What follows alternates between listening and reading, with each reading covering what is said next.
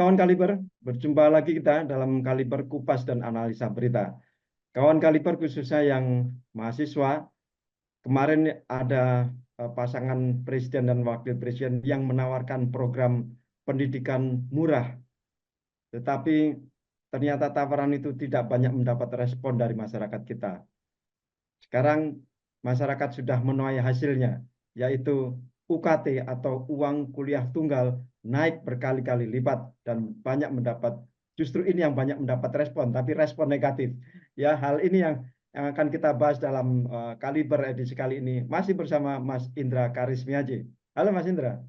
Halo Mas Hedi Wahyudi dan juga para kawan Kaliber semua. Semoga dalam keadaan sehat, walaupun kayaknya kondisi negara kita agak sakit nih. Karena biaya pendidikan kita semakin membumbung tinggi, dan itu sebetulnya tidak sesuai dengan hak asasi manusia.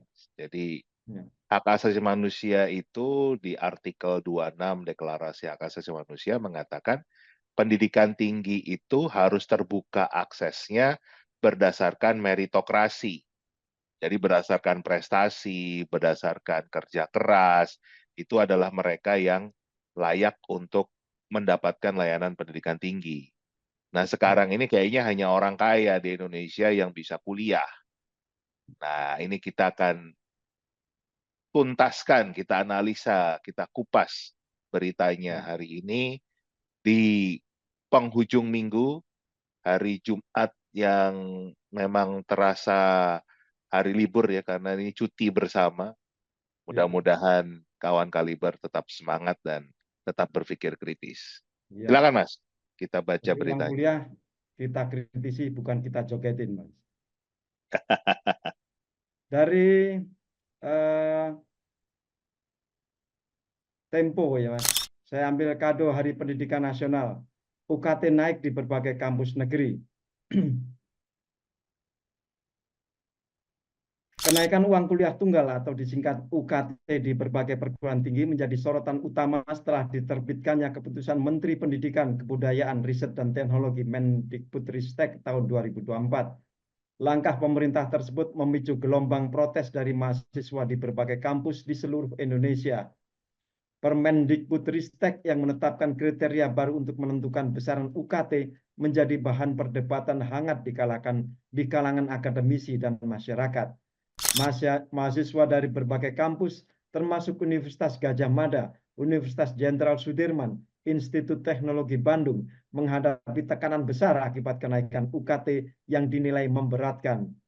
Diskusi dan perdebatan pun tak terhindarkan mengenai dampak dan keadilan kebijakan tersebut, terutama dalam akses pendidikan tinggi. Ini yang berikutnya, bawah-bawahnya ini masing-masing kasusnya di perguruan tinggi, Mas. Jadi intinya Ya, itu ya naik beberapa kali lipat lah di berbagai betul. kampus negeri malahan ya. Ya, ya, memang ini memprihatinkan ya.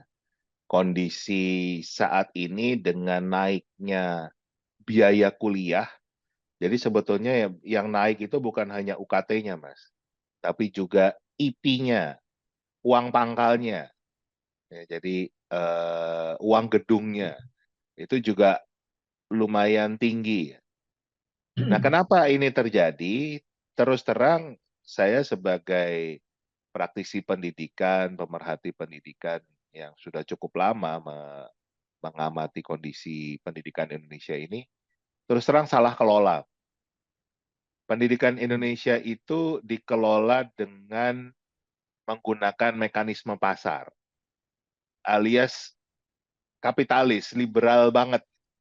Jadi pokoknya biayanya segini, kemudian apa namanya, kualitasnya yang diberikan juga seperti ini apa adanya, terserah pasar bisa apa membeli itu atau tidak, mendapatkan layanan, membayar layanan itu atau enggak. Kalau nggak bisa ya nggak usah kuliah.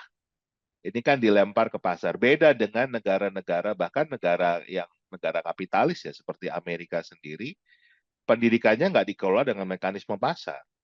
Jadi mereka bisa punya konsep bagaimana pendidikan itu bisa dinikmati oleh sebanyak mungkin rakyat Amerika karena memang mereka punya kebutuhan untuk mencerdaskan bangsanya agar bisa membangun negaranya, agar juga nggak menjadi beban. Kalau mereka mandiri, itu kan berarti mengurangi bansos. Kan hubungannya ke sana. Agak kebalik dengan kita. Justru malah sepertinya ingin rakyatnya nggak mandiri, biar bergantung sama bansos. Nah ini juga Bukan yang mencerdaskan bangsa, tetapi mencemaskan bangsa. ya, betul, karena kan sudah terbukti dengan adanya bansos kan justru bisa diambil keuntungan. Ada pihak-pihak yang bisa mengambil keuntungan dengan miskinnya rakyat, dengan bodohnya rakyat. Nah ini sangat bertentangan dengan cita-cita pendiri bangsa, amanat konstitusi yang mengatakan harusnya bangsa ini dicerdaskan, ya kan? Nah, satu hal yang mungkin nggak disadari karena ini banyak pejabat pemerintah ya, itu yang mengatakan, loh, orang miskin itu bisa kuliah di Indonesia. Kenapa? Karena ada KIP kuliah. Jadi salah itu kata pengamat, kata mereka yang protes kalau orang miskin di Indonesia itu nggak bisa kuliah. Betul, saya setuju bicara dengan orang miskin. Orang miskin itu ada bantuan-bantuan ya yang membuat mereka punya kesempatan kuliah. Walaupun nggak semua ya, karena terbatas ya KIP kuliah itu. Yang jadi problem itu justru malah masyarakat menengah. Menengah itu yang justru jadi problem. Kita kita bongkar ya perhitungannya nih. Pendapatan per kapita orang Indonesia kan 75 juta per tahun itu. Jadi kalau dibagi rata-rata per bulan itu 6,2 juta 500 lah. Itu kan sudah rata-rata orang Indonesia.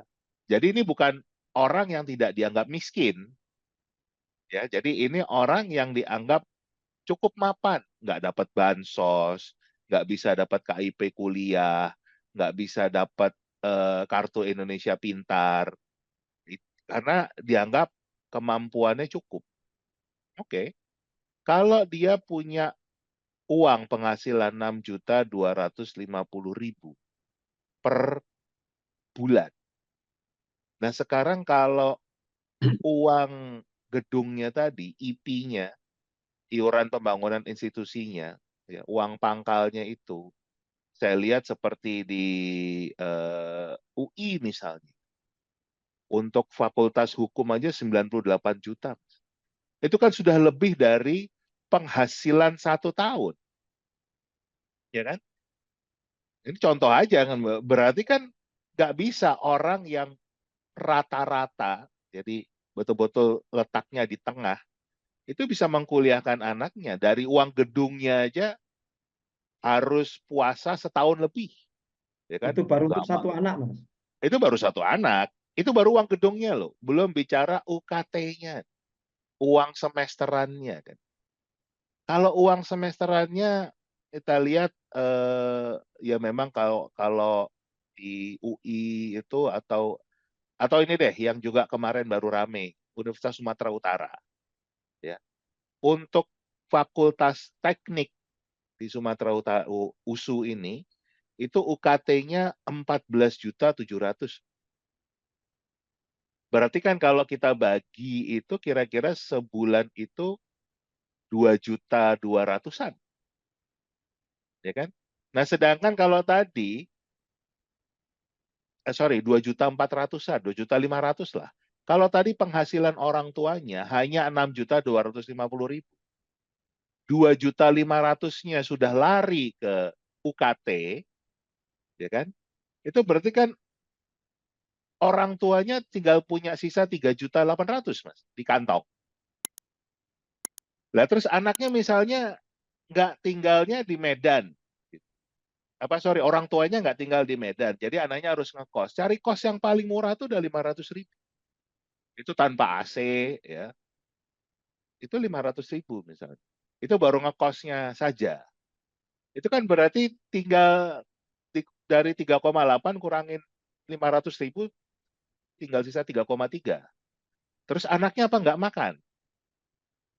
Ya kan? Anak makan katakanlah cari yang murah deh. 10.000 sekali makan misalnya. Nggak tahu tuh makan apa 10.000 sekali makan. Kali 3, 30.000. Kali 30 hari, 900.000. Buletin 1 juta lah. Buat transport, buat mungkin beli sabun, beli sikat gigi, 1 juta. Jadi dari 3,3 juta, itu kurangin 1 juta, 2,3 juta. Jadi tiap bulan orang tua tinggal punya uang 2,3 juta untuk hidup. Nah, gimana kalau dia punya anak yang sekolah juga? Kalau punya 2 anak yang kuliah, udah nggak cukup nih uangnya, Mas. Ya kan? Karena tadi dia cuma punya 2,3 juta. Nah, ini menutup kesempatan buat sebagian besar masyarakat Indonesia yang bisa kuliah. Dan ini tidak berdasarkan meritokrasi sesuai dengan deklarasi hak asasi manusia. Ini berdasarkan hanya mereka yang punya uang saja. Jadi mereka yang penghasilannya di atas 75 juta, itu yang baru bisa menguliahkan anaknya. Itu bicara 1 anak ya, belum kalau dia punya 2 anak atau lebih. Belum juga kalau dia ngontrak juga misalnya, dia masih bayar cicilan rumah misalnya. Nah, ini akan sangat memberatkan masyarakat. Itu makanya terjadi gelombang protes di mana-mana. Karena betul-betul dari penghasilan rakyat Indonesia yang datanya jelas, 75 juta per bulan itu rata-rata loh. Jadi itu betul-betul masyarakat yang menengah. Itu yang sama sekali tidak ada bantuan dari pemerintah. Nah, saya sedih Mas ngelihat ngelihat juga tanggapan beberapa pejabat di kampus ya. Misalnya waktu itu seperti di ITB, itu malah justru kenaikan UKT, kenaikan uang pangkal ini disikapi dengan silahkan cari pinjol. Itu kan betul-betul, wah ini neoliberalisme bener nih, neolib banget nih kan gitu loh. Jadi betul-betul hanya mereka nggak memikirkan bagaimana mencerdaskan bangsa ini. Tapi Mungkin ada kong pokoknya, kali kong perusahaan pinjol dengan pejabat itu, Mas. nah apalagi ke sana itu kan lebih parah lagi. Tapi hanya dengan mendorong ini ke pinjol, dan saya juga baru baca berita Mas di USU ini, untuk Sumatera Utara ini, saking tingginya biaya UKT, ada orang tua yang sampai minjam dari 20 pinjol. Ini usaha Sumatera Utara, ada beritanya juga.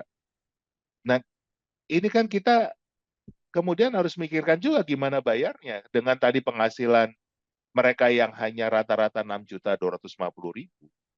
Itu yang paling tengah loh ya, bukan yang di bawah. Itu kan lebih banyak lagi.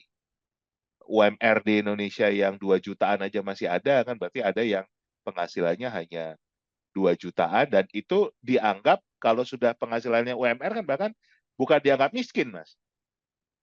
Dianggap cukup mampu kan. Dan itu nggak akan bisa menyekolahkan, mengkuliahkan anak.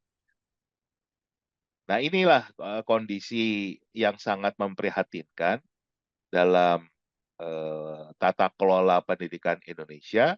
Ya pertanyaan kita ya nanti terus kemudian masa depan bangsa ini seperti apa? Bagaimana bangsa ini memang menyiapkan katanya menghadapi Indonesia emas. Kemudian ada juga berita yang menarik lagi, Mas. Kebetulan kemarin saya juga diundang di sebuah televisi swasta membahas kasus ada mahasiswa yang protes UKT-nya naik, protes bikin video di medsos. Sama rektornya malah diadukan ke polisi. Ya kan? Wah, ini satu sudah ibu rektor ini tidak punya empati, ya kan? Tidak tidak mengayomi lah apa bagaimana keresahan mahasiswanya yang memang mungkin ya mikir gimana caranya kita bayar uang kuliah, bagaimana kita hidup, makan apa besok. Mungkin harus putus kuliah kan, yang dipikirkan mahasiswanya kan seperti itu. Alih-alih dicarikan solusinya, diajak bicara, malah diadukan ke polisi dengan dugaan melanggar undang-undang ITE kan, karena tersinggung dalam videonya disebut broker pendidikan. Nah, ini kan apa, suara netizen itu banyak sekali yang membela anak kita ini ya, yang protes ini, termasuk saya juga di televisi swasta itu juga menyebutkan Bu Rektor ini apa, dicabut saja, ditarik saja laporannya, selesaikan sebagai seorang pendidik, jangan jangan malah eh, apa, mengkriminalisasi atau membawa ini ke ranah alat penegak hukum. Padahal tugas kita sebagai pendidik yang mendidik, kalau dianggap memang caranya kurang tepat, ya dididik dong, bukan dipolisikan. Nah, syukur alhamdulillah Mas, ternyata setelah banyak dorongan dari masyarakat itu dicabut kemarin apa, laporannya. Jadi syukur alhamdulillah, ya mudah-mudahan tidak ada lagi yang seperti ini dan semua bisa diselesaikan secara kekeluargaan dengan cara yang mendidik. Nah, ini memang Ya. memang kondisi Indonesia seperti ini. Eh, Ya itulah dampak dari bagaimana tadi Mas Edi menyampaikan, pilihan rakyat nggak memilih pendidikan gratis, pendidikan murah, tetapi memilih yang lain. Jadi ya ini adalah bagian dari itu yang sudah kita bahas berkali-kali kan. Setiap pilihan kita ada konsekuensinya. Jadi jangan berpikir urusan coblos mencoblos itu ya asal terima amplop, asal terima bansos selesai, ya kan? Tapi setiap kebijakan itu siapa yang kita pilih punya dampak. Bagaimana mengelola kebijakan-kebijakan, apakah lebih memberatkan rakyat atau justru malah membuat hidup rakyat lebih sejahtera, lebih nyaman, lebih tentram. Ini kan seperti itu, Mas. Jadi kalau tadi Ya. kita mau bandingkan dengan capres yang punya program pendidikan gratis, pendidikan murah, itu kita sudah punya metodenya. Kalau pendidikan dasar dan menengah itu memang sudah ada anggarannya yang cukup. Selama ini tidak dikelola saja dengan baik, sehingga lari kemana-mana. Karena terus terang anggaran pendidikan kita 665 triliun. Jadi kalau sekarang uang apa UKT naik, IP naik, itu ya bisa jadi sebetulnya anggaran pendidikan kita di atas 1.000 triliun nih. Kalau kalau nanti ditambah dengan makan siang gratis yang hampir 500 triliun, ya mungkin mendekati atau bahkan lebih dari 1.500 triliun untuk urusan pendidikan kita kan Ya. sebetulnya terlampau mahal ya. Itu bisa kita kelola dengan baik. Nah, untuk pendidikan tinggi itu kita punya konsep yang nggak berbeda dengan apa yang terjadi di negara lain. Di negara lain itu, pendidikan tinggi itu betul-betul bisa dijangkau oleh seluruh masyarakat. Mau miskin, mau menengah, mau kaya, itu bisa terjangkau. Karena memang mekanismenya dibuat menjadi sebuah prioritas. Bagaimana subsidi pemerintah itu berjalan. Bahkan contoh seperti Jerman. Jerman itu gratis kuliah, ya kan? Kenapa? Karena memang dikelola dengan sangat baik anggaran pendidikannya ini. Nah, apa yang membuat sebetulnya uang kuliah itu biaya kuliah bisa murah? Kalau perguruan tinggi itu fokusnya itu ke riset, bukan hanya ngajar. Dan di semua perguruan tinggi luar negeri itu semua fokusnya riset. Saya juga ada sebuah podcast yang saya bongkar masalah ini bersama juga salah satu anggota timnas yang dia adalah seorang profesor di NTU Singapura. Jadi beliau mengatakan memang di negara-negara lain 70% penghasilan dari kampus itu dari dana riset. Dan yang bawa itu para guru besarnya, para profesornya itu, yang membawa dana riset itu. Jadi mereka bisa bekerja menjadi profesor di perguruan tinggi itu karena mereka juga membawa anggaran riset. Jadi betul-betul bukan model kayak kita ya, misalnya jadi PNS terus digaji suruh ngajar. Enggak. Kalau mereka mau jadi profesor, itu mereka melamar ke sana dan memberikan proposal sambil juga membawa siapa yang akan membiayai risetnya. Risetnya tentang apa? Nah, itu yang membiayai bisa pemerintah, bisa NGO, bisa perusahaan, bisa lembaga dari luar negeri, mana saja. Itu akan dibiayai 100%. Jadi, untuk operasional kampus, itu 70% datangnya dari riset. Nah, yang 30% baru dari mahasiswa, dari masyarakat. Makanya jadi murah banget. Nah, kalau kita ini kan 100% dari masyarakat semua, ya mungkin ada subsidi lah berapa kan gitu. Tapi kan sekarang juga banyak banyak keanehan. Dengan naiknya biaya kuliah ini, sekarang itu kuliah di PTN jauh lebih mahal daripada kuliah di PTS. Ini kan berarti ada hal yang keliru. Padahal yang namanya PTN itu kan harusnya dapat subsidi yang sangat besar ya. Nah, sepertinya memang pemerintah itu justru ingin mengurangi subsidi dari kampus-kampus ini, makanya didorong untuk menjadi PTNBH, perguruan tinggi negeri berbadan hukum. Tujuannya apa? Suruh nyari duit sendiri, suruh menghidupi kebutuhannya sendiri. Nah, pertanyaan kita kan terus anggaran pendidikannya lari kemana? Nah, itu yang Ya, menjadi misteri buat kita semua. Nah, ya. itu kondisi kita ya. Ini yang mengerikan itu kan kalau pemerintah uangnya itu apa minimal gitu, Mbak ya tahu prioritasnya itu pendidikan itu harusnya masuk prioritas utama dibanding memindahkan atau membangun ibu kota baru. Menurut saya begitu. Itu Mas Indra. Baik, Mas Ya, Indra sepakat. sudah hampir 30 menit kita ngobrol di sini. Mudah-mudahan bisa memberikan sedikit pencerahan buat kawan kaliber, khususnya yang kawan kaliber yang masih kuliah. Tetaplah semangat kuliah, meskipun kadang-kadang semangat itu kalah dengan tergerusnya atau naiknya UKT kita. Tapi tetap suarakanlah. Ini karena hal yang memang kita harus kawal bersama. Ya, Bagaimana memang tadi kita nggak bisa jadi negara pelanggar HAM. Jadi kita harus tetap menyuarakan agar uang biaya kuliah di Indonesia itu terjangkau. Ini sangat tidak terjangkau. Kan tadi perhitungannya jelas. Dari pendapatan per kapita orang Indonesia, kita bicara yang di tengah saja, itu nggak mampu untuk hidup dengan kondisi ini, dengan biaya UKT yang seperti ini. Itu yang harus diubah, kita harus menyuarakan, karena sekarang memang di Indonesia ini no viral, no justice. Kalau ya, nggak viral, kalau masyarakat nggak betul-betul menyuarakan kegelisahan ini, nggak ada tindakan. Jadi apa? Kita hanya ingin supaya anak-anak Indonesia bisa mendapatkan layanan pendidikan yang sebaik-baiknya dan akses terbuka untuk semua.